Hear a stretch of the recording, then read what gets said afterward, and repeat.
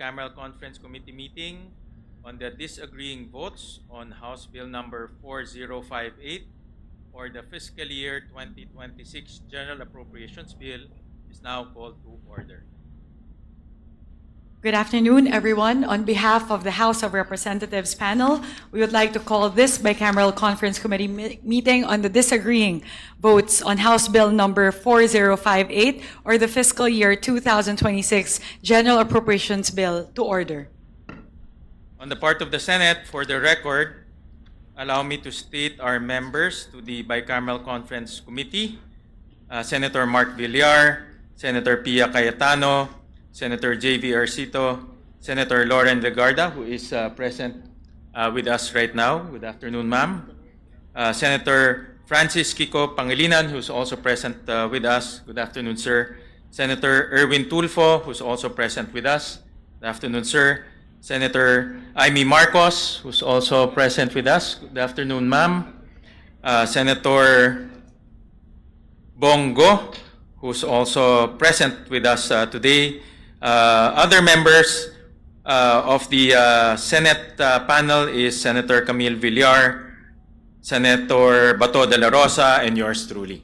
On the part of the House of Representatives, let me state for the record our members to the Bicameral Conference Committee: Representative Albert S. Garcia, Representative Christine Singson Mihan, Representative Jose C. Alvarez, Representative Maria Carmen C. S. Zamora, Representative Rufus B. Rodriguez, Representative Jordin Jesus M. Romualdo, Representative Brian Raymond S. Yamsuan, Representative Javier Miguel L. Benitez, Representative Marcelino C. Libanan, Representative Alan U.T., and yours truly, Representative Micaela B. Swansing. To the esteemed conferees of this Bicameral Conference Committee on the disagreeing votes on House Bill number 4058, my colleagues from the Senate Committee on Finance, and our counterparts from the House of Representatives Committee on Appropriations.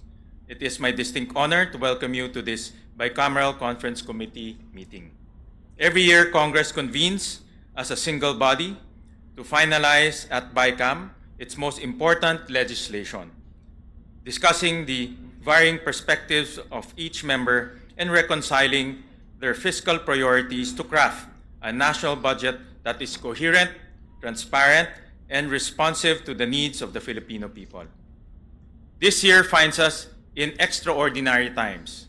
The 2026 national budget is being deliberated upon as the nation grapples with the corruption revealed in the flood control scandal.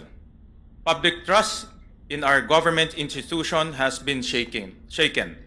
And so it is imperative that we do everything we can to repair our social contract with the people we have sworn to serve.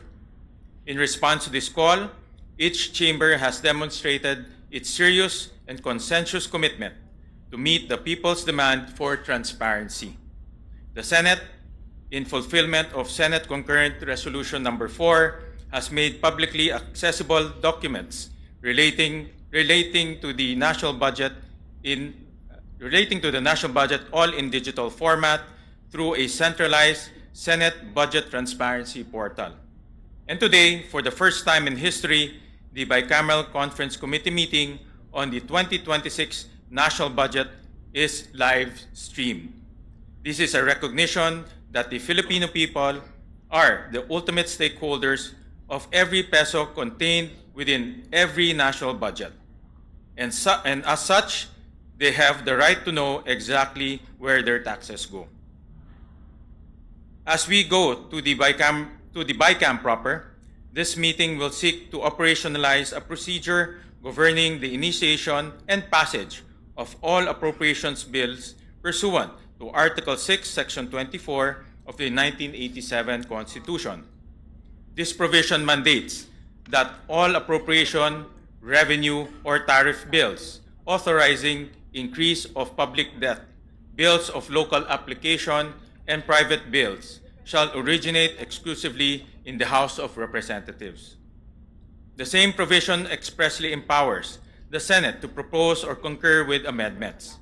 This BICAM will be a parallel execution of this procedure by presenting the 2026 General Appropriations Bill as passed by the House of Representatives on third reading and deliberating on the proposed amendments of the Senate as passed on third reading to decide on the disagreeing appropriations.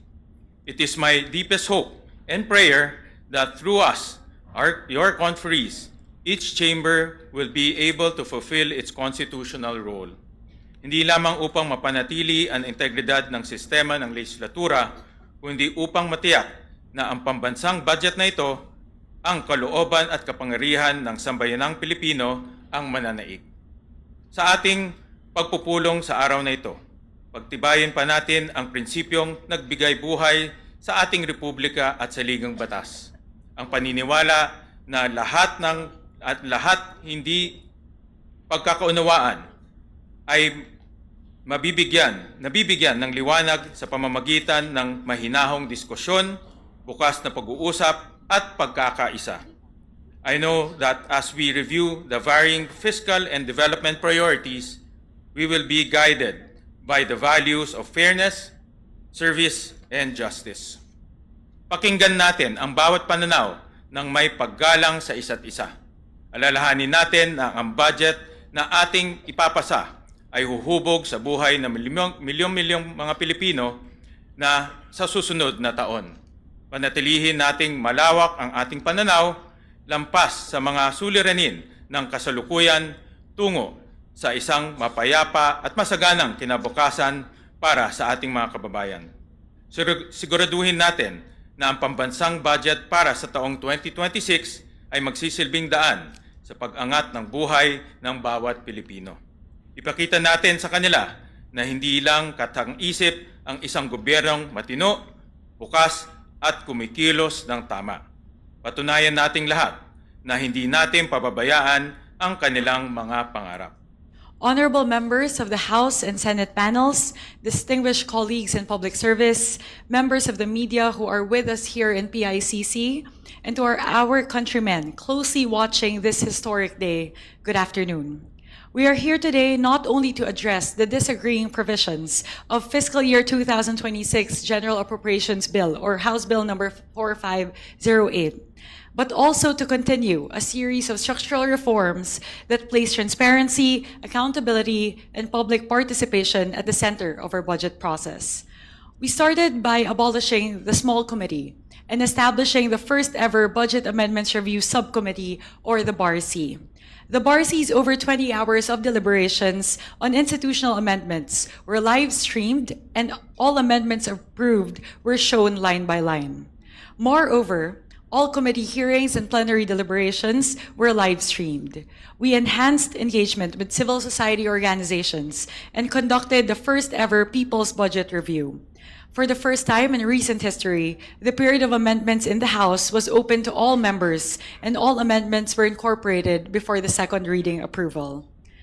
Ang makasaysayang araw na ito, ang pinakaunang araw sa kasaysayan na bubuksan sa publiko ang BICAM, ay sumasalamin po sa paninindigan ng Kongreso na tanggalin ang tabing sa usaping budget at talagang ipakita kung saan napupunta ang bawat piso ng buwis mula sa dugo at pawis ng bawat Pilipino. This is the actualization of the House's commitment since August, even before the budget deliberation started, to open and live stream the bicameral conference committee proceedings. And this is something the House and the Senate leadership have strongly advocated for jointly over the last few months. I would like to discuss key highlights of the House version of the GAB that the House panel puts forth to this bicameral conference committee. Alright mga kababayan, magre-react po tayo dito sa nagaganap ngayon dyan sa PICC, no? Dito po sa May Pasay, itong bicameral conference, no? Sa pagitan ng Senado at ng House of Representatives, dito nga po sa pagtalakay sa national budget ng 2026 mga kababayan. Napaka-historical po ito ay dahil first ever na naka-livestream mga kababayan, naka-live itong BICAM mga kababayan, no? At sa aking opinion mga kababayan, hindi po ito mangyayaring mag-livestream sila kung hindi dahil doon sa napaka-controversial na flood control corruption mga kababayan at itong billion-billion na budget insertion na ginagawa nila dyan, no? Na sikretong sila lang ang may alam dahil wala nga pong media, no? Wala nga pong live stream. So paano po malalaman nating mga ordinaryong Pilipino na ganito pala ang kanilang ginagawa tuwing BICAM, no? Kasi hindi po talaga nila binabalita to mga kababayan, hindi po ito pinakita sa mga live stream, no? Hanggang doon lang po sila sa budget deliberation, sa debate, mga ganyan. Hanggang doon lang yung live stream nila doon sa House of Representatives. At hindi po ito ginagawa, itong BICAM, hindi po ginagawa doon mismo sa building nila sa Senado o kaya doon sa House of Representatives, no? Meron po silang lugar or venue talaga kung saan ginagawa itong BICAM conference nila mga kababayan, no? Pero ngayon ay dito po ginanap sa PICC or sa Philippine International Convention Center dyan sa Pasay, no? Katabi ng CCP naman mga kababayan. So ito po mga kababayan, no, yung budget ngayong taon, according dito sa ating batas naman ay kailangan ng education ang may pinakamalaking budget mga kababayan sa lahat ng mga departamento ng gobyerno. Kaya ngayong taon 2026 ang budget ng DepEd, no, ng Department of Education ay nasa 1.28 trillion mga kababayan, no? Pero ang nakalagay lang po talaga sa NEP or sa National Expenditure Program ay nasa 1.224 trillion mga kababayan, no? So meron pong dinagdag na 56.6 billion ang HOR mga kababayan, no? So naman dito ang Department of Health na meron pong budget sa NAP, sa NEP 320.5 billion mga kababayan, no? Pero dinagdagan po siya ng 90.8 billion ng House of Representatives kaya naging 411.2 billion na po ang budget ng Department of Health mga kababayan. Sumunod naman dito ang agriculture, no? Nung una sa nakalagay sa NEP ay 239.2 billion lang, pero dinagdagan po siya ng 53.8 billion ng HOR, no, ng Kongreso. Kaya nangyaring or nagawang 292.9 billion na ang budget para sa Department of Agriculture mga kabayan. Sumunod naman dito ang pinaka-controversial na departamento ng gobyerno, no? Ito ang DPWH, Public Works mga kababayan. Ang nakalagay sa NEP lang, yung budget sana nila ay nasa 881.3 billion, no? Or 881.3 billion ang budget na hinihingi nila. Pero binawasan po siya ng Kongreso mga kababayan ng 255.5 billion. So 625.8 billion na lang ang budget ng DPWH mga kababayan sa taong 2026. Sumunod naman dito ang Department of National Defense na meron pong 299.3 billion, no, na hinihingi nila. Yan po yung nakalagay sa NEP at dinagdagan po sila ng 4.2 billion ng Kongreso. Kaya 303.5 billion na ang budget ng Department of National Defense mga kababayan. At sumunod naman dito ang DILG, ang Department of Interior and Local Government na meron pong hinihinging budget na 287.5 billion, no? At dinagdagan po sila ng pondo ng Kongreso ng 162 million. Kaya 287.7 billion na ang kanilang budget mga kababayan, no? At ang DSWD naman, ang hinihingi nilang budget naman ang nakalagay sa NEP ay 227 billion. Dinagdagan po sila ng Kongreso ng 34.5 billion kaya 261.6 billion na ang budget, kabuuang budget ng DSWD sa taong 2026 mga kababayan. Sumunod naman dito ang Department of Transportation, no, DOTR. Ito yung PNR, LRTA. Ayan, ang budget nila na hinihingi nakalagay sa NEP ay 198.6 billion mga kababayan. At binawasan sila ng budget ng Kongreso ng 2.8 billion ang binawas mga kababayan. So ang budget ng DOTR ngayon ay 176.8 billion na lang.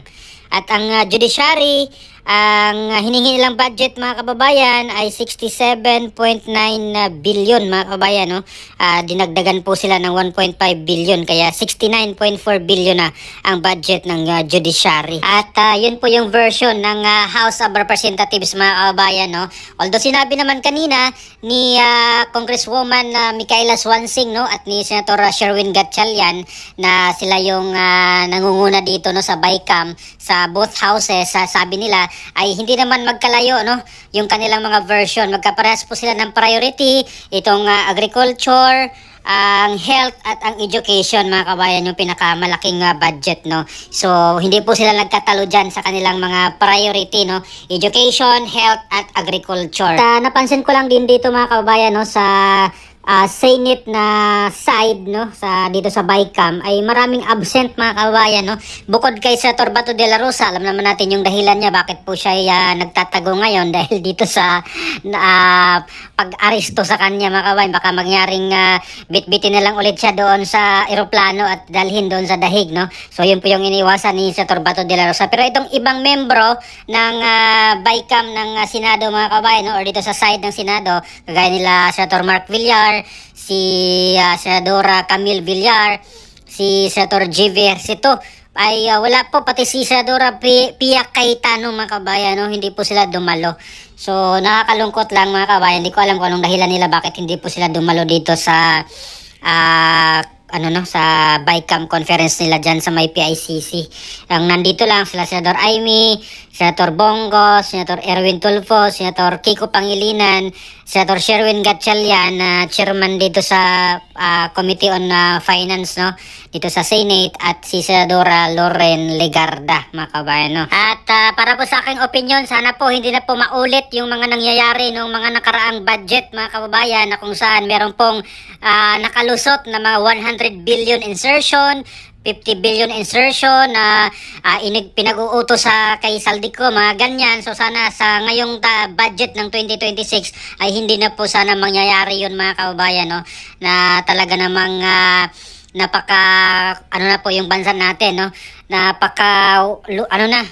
bagsak na mga kabayan dahil dito sa mga pagnanakaw na ginagawa ng mga politiko dito sa ating gobyerno mga kabayan, no. So sana dito sa 2026 national budget wala na pong mga insertion na sana hindi natin mabalitaan na meron namang nakalusot na mga budget insertion mga kabayan na pinag-uutos ng mga politikong nasa taas, no, mga kabayan, kagaya ng 2025, 2024, 2023 na mga budget insertion, no. At itong sinasabi ni Congressman Toby Chanco na small committee dito sa BICAM, no, na dito daw ginagawa itong magic, itong mga hindi ka nais-nais na nanakaw mga kabayan, ay sana hindi na po ito mabalitaan natin na merong small committee na gumagawa ng kababalaghan sa budget ng Pilipinas sa taong 2026, no, mga kabayan. So ano po masasabi nyo dito sa first ever na naka-live stream itong bicameral conference, no, ng Senado at ng Kongreso?